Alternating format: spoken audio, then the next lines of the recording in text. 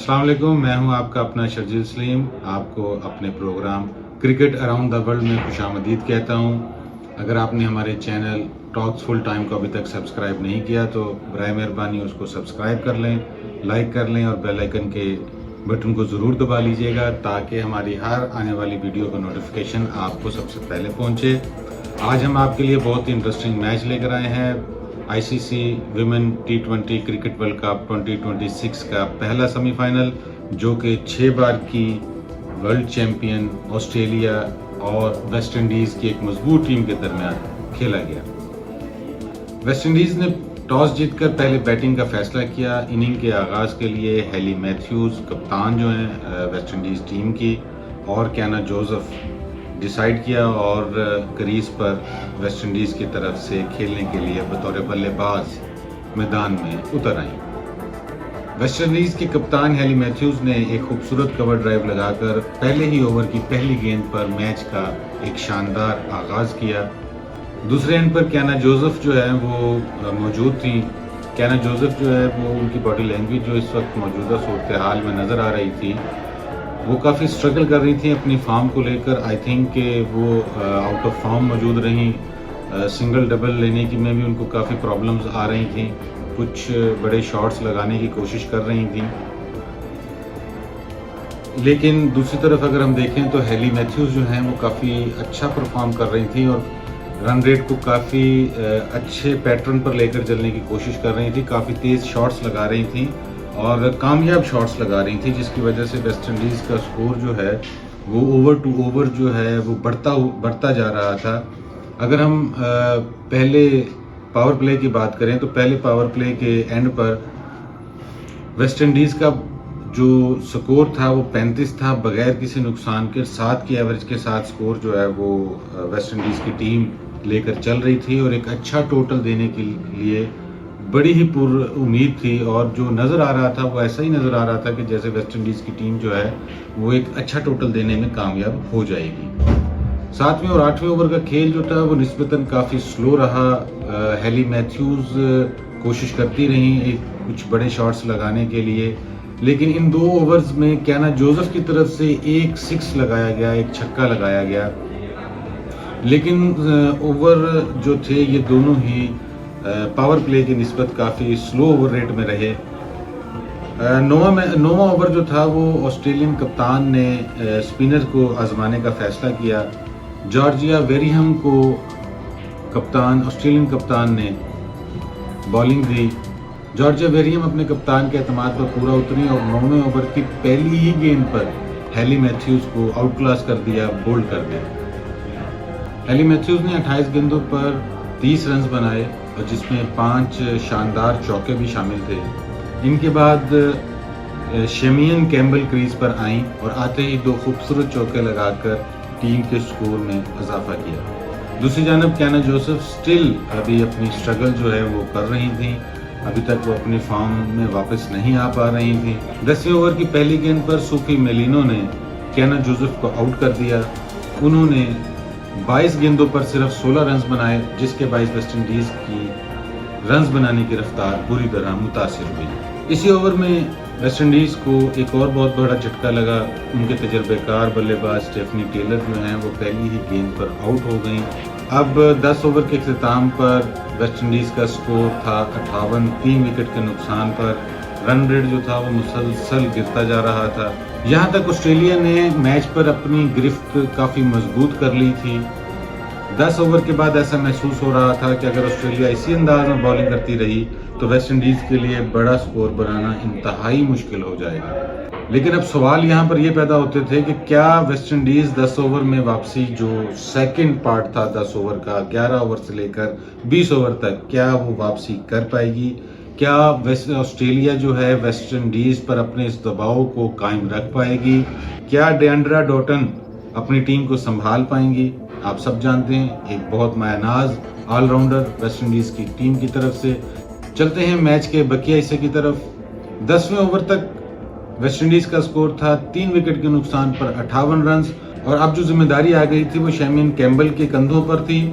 Australia ने दबाव कम नहीं होने दिया। 11वें ओवर में एशले गार्डन ने तबाहकुन स्पेल का आगाज़ किया। सबसे पहले उन्होंने तजर्बेकार स्टेफनी टेलर को 0 पर पवेलियन भेजा और फिर 3 गेंदों के बाद नौजवान बल्लेबाज जहजरा क्लॉसन को भी बगैर को रन बनाए पवेलियन की राह दिखा दी। सिर्फ चंद लम्हों में वेस्टइंडीज की आधी टीम पवेलियन वापस जा चुकी थी और बढ़ता हुआ स्कोर जो था 5 खिलाड़ियों के नुकसान पर। इस मौके पर शैमियन कैम्बल ने जिम्मेदारी उठाने की कोशिश की। सिंगल डबल्स के साथ चंद खूबसूरत चौके और छक्के लगाने की भी कोशिश की, कुछ चौके उन्होंने लगाए भी। जबकि दूसरी तरफ चनेल हेनरी ने रन रेट को बढ़ाने की कोशिश की, कुछ तेज खेलने की कोशिश की, लेकिन ऑस्ट्रेलिया की स्पिन बॉलिंग जो थी वो मुसलसल और वेस्टइंडीज के बल्लेबाजों के लिए मसाइल पैदा कर रही थी। 15वें ओवर की पहली गेंद पर सूफी मलिनो ने चनेल हेनरी को लॉन्ग ऑन पर एक खूबसूरत शॉट खेलते हुए कैच आउट कर दिया। हेनरी सिर्फ 10 रन बना सकी, तेज खेलना चाहती थी लेकिन कामयाब ना हो सकी।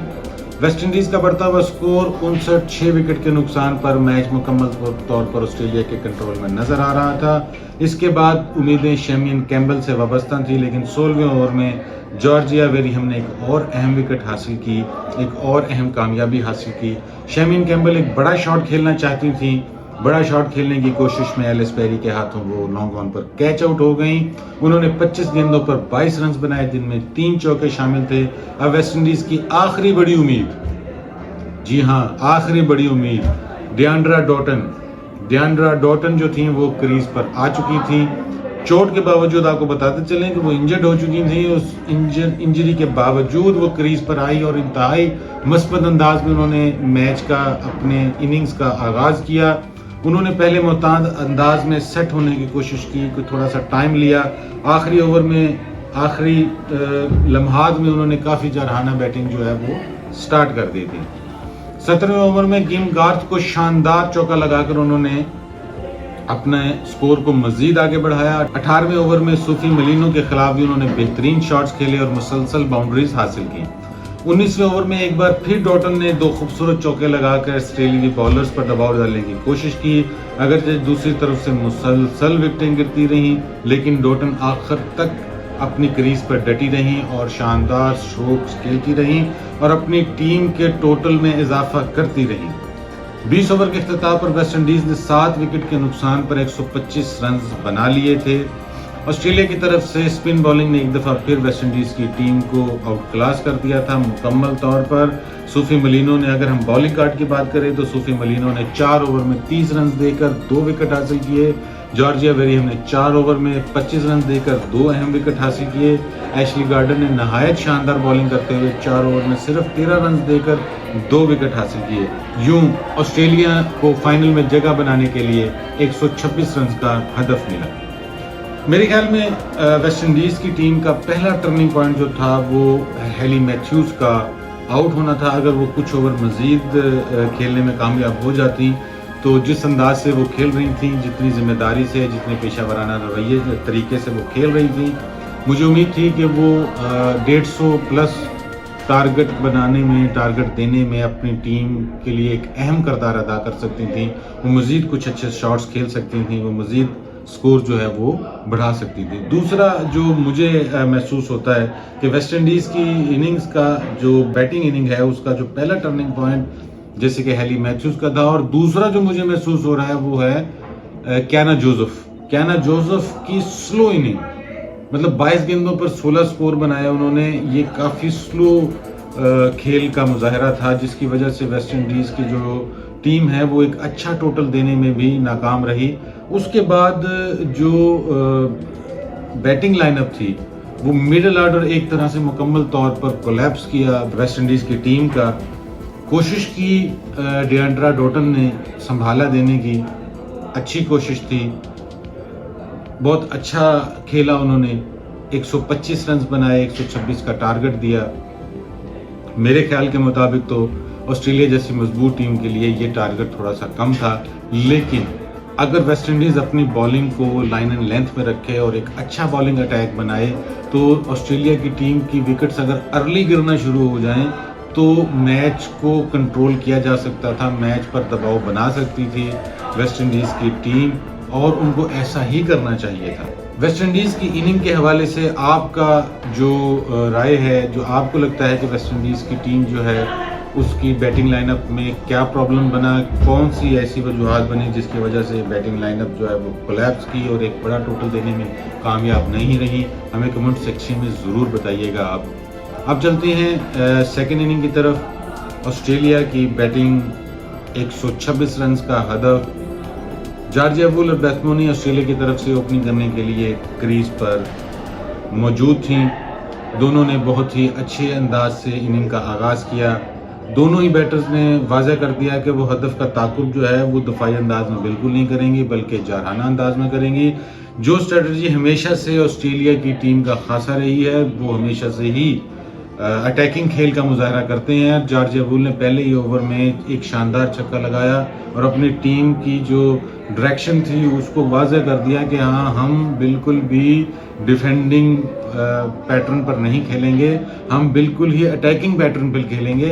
अब यहाँ पर जब कोई बंदा अटैक कर रहा होता है तो उसमें गलती के चांसेस ज़्यादा हो जाते हैं। वेस्ट इंडीज़ की टीम को इस स्ट्रेटजी से फ़ायदा उठाना चाहिए था और अपने बॉलिंग अटैक को मज़ीद स्ट्रिक्ट कर देना चाहिए था। लेकिन हार्ड लक, मौजूदा सूरत हाल में वेस्ट इंडीज़ का बॉलिंग अटैक जो है वो बिल्कुल बेबस नज़र आ रहा था। जॉर्जिया वुल और बेथ मोनी जो हैं वो मुसलसल चारों तरफ एक अच्छे स्ट्रोक खेल रही थी मैदान के, और ऑस्ट्रेलिया का जो हदफ की तरफ जो ताकुब था उसको हदफ को कम से कम करती जा रही थी। लेकिन एक वेस्ट इंडीज़ की तरफ से एक बड़ा ब्रेक थ्रू आया। तीसरे ओवर में चनील हेनरी ने जॉर्जिया वुल को बोल करके अपनी टीम वेस्ट इंडीज़ के लिए पहली कामयाबी हासिल की। फूबी लिचफील्ड भी ज़्यादा देर तक विकेट पर ना ठहर सकी और हैली मैथ्यूज़ की गेंद पर LBW हो गई। इस पोजीशन पर ऐसा लग रहा था कि वेस्ट इंडीज़ जो है वो अपने मैच में कमबैक कर चुका है। लेकिन आइंदा आने वाले बल्लेबाज बेथ मोनी और एशले गार्डन ने शानदार पार्टनरशिप कायम की। मोनी ने मैदान के चारों तरफ स्टाइलिश शॉट्स खेले। गार्डनर स्पिनर्स को किसी भी किस्म की राहत नहीं दी। दोनों ने सिर्फ बाउंड्रीज ही नहीं लिए बल्कि खराब गेंदों पर चौके छक्के भी लगाए। बेथ मोनी ने सिर्फ 30 गेंदों पर निस सेंचुरी मुकम्मल की, जो कि विमेंस T20 वर्ल्ड कप के सेमीफाइनल और फाइनल में तेज तरीन निस सेंचुरी है। ये एक रिकॉर्ड उन्होंने बनाया। ICC women T20 world cup के हवाले से कोई भी अभी तक इतनी तेज तरीन 50 नहीं बना सका। 30 गेंदों पर निस सेंचुरी अपनी मुकम्मल की बेथ मोनी ने। आखिरकार 13वें ओवर में एशले गार्डन ने खूबसूरत चौका लगाकर ऑस्ट्रेलिया को तारीखी फतह दिलाई और अपनी टीम की फाइनल में जगह कंफर्म की। ऑस्ट्रेलिया ने सिर्फ 13 ओवर्स में 2 विकेट के नुकसान पर 127 रन बनाकर मैच 8 विकेटों से अपने नाम कर लिया और एक बार फिर विमेन T20 वर्ल्ड कप के फाइनल में अपनी जगह बना ली।